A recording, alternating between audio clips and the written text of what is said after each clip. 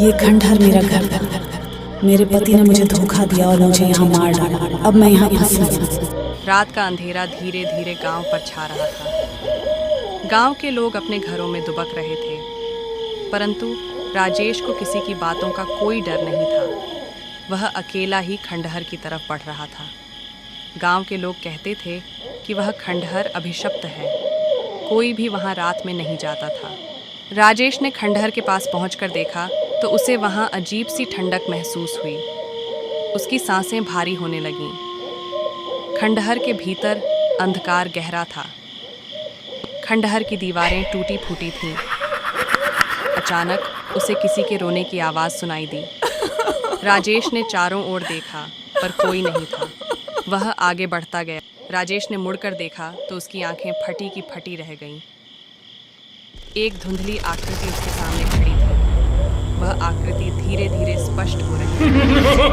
यह एक महिला की आत्मा थी।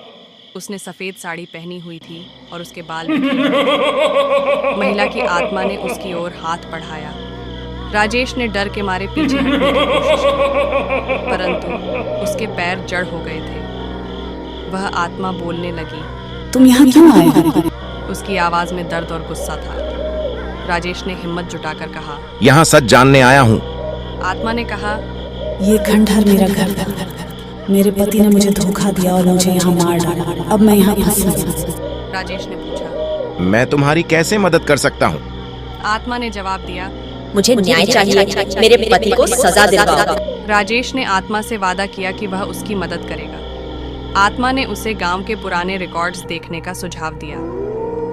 राजेश ने खंडहर से बाहर आकर गांव के पुस्तकालय की ओर रुख किया। वहां उसने पुराने दस्तावेज खंगाले। उसे पता चला कि महिला का नाम सविता था और उसका पति रामनाथ गांव का प्रभावशाली व्यक्ति था। राजेश ने रामनाथ से मिलने का फैसला किया। उसने गांव के लोगों से रामनाथ के बारे में पूछा। लोगों ने बताया कि रामनाथ अभी भी गांव में ही रहता है। राजेश रामनाथ के घर पहुंचा।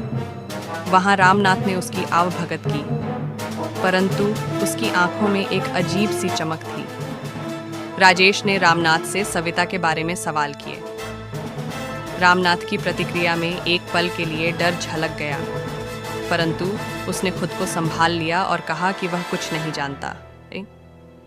राजेश ने देखा कि रामनाथ के घर में एक पुरानी तस्वीर थी जिसमें सविता और रामनाथ साथ खड़े थे। राजेश ने रामनाथ को सच्चाई कबूल करने के लिए मजबूर किया। रामनाथ ने कहा, मैंने सविता को धोखा दिया और उसकी हत्या कर दी, परंतु वह अब मुझे छोड़ दे। तभी कमरे में ठंडक फैल गई। सविता की आत्मा वहां प्रकट हुई।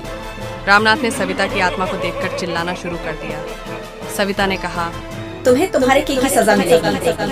आत्मा ने रामनाथ को अपनी शक्ति से घेर। रामनाथ ने माफी मांगी, परंतु सविता ने उसे खंडहर ले जाने का फैसला किया। राजेश ने देखा कि रामनाथ की आत्मा भी सविता के साथ खंडहर के भीतर एक आखिरी चीख गूंजी। फिर सब कुछ शांत हो गया। राजेश ने महसूस किया कि सविता को न्याय मिल गया था। उसने गांव के लोगों को इस घटना के बारे में बताया। गांव के लोग अब खंडहर से डरते नहीं थे। उन्होंने सविता की आत्मा की शांति के लिए प्रार्थना की। राजेश ने उस रात के अनुभव को कभी नहीं भुलाया। वह जानता था कि उसने एक आत्मा को न्याय दिलाने में मदद की थी और इस तरह खंडहर की आत्मा को आखिरकार मुक्ति मिली।